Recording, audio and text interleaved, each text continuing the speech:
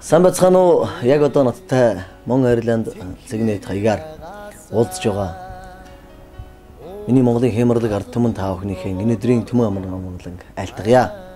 Би Ирланд улс Даблин хотод хүрэлцэн ирээд нэлээдгүй хугацааг бас өнгөрөөж Ирланд оронтой танилцж, Ирланд хоттой танилцж нэлээдгүй явлаа.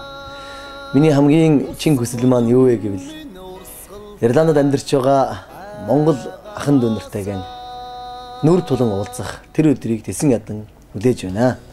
Та бүхнийгээ 11 сарын 26-нд Монгол улс сонгогдсны баярын тэр өдөр хамтдаа нэгэн үчиг цэнгэлтэй, дуутай, хөөртэй, бүжигтэй наадамтай өнгөрөх тэр их боломжтой хамтдаа уулзцгаая гэж урьж байна.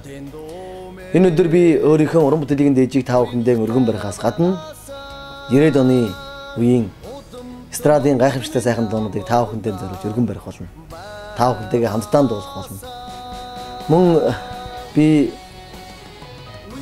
та бүхний сэтгэл дотор сэтгэлийг шаналгаж байгаа.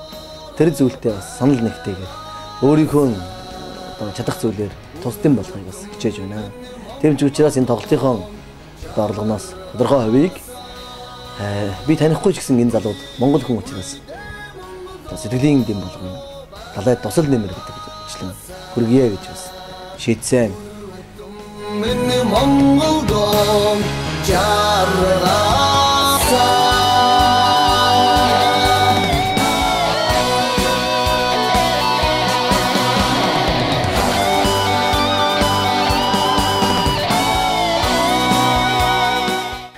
11 сарын 26-нд улс томхсны баярын өдөр бүгдээрээ уулзцгаая.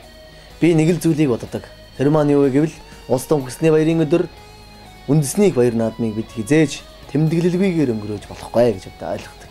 Тийм ч учраас та бүхэндээ өөрийнхөө Монгол билет тоглолтоо төлөвлөх гэж байгаамаа.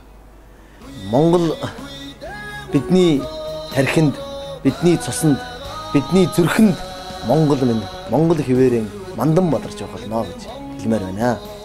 Монгол улс үүрэг мандан бадарч болтугай. Та бүхэндээ чин сэтгэлээсээ баярлалаа.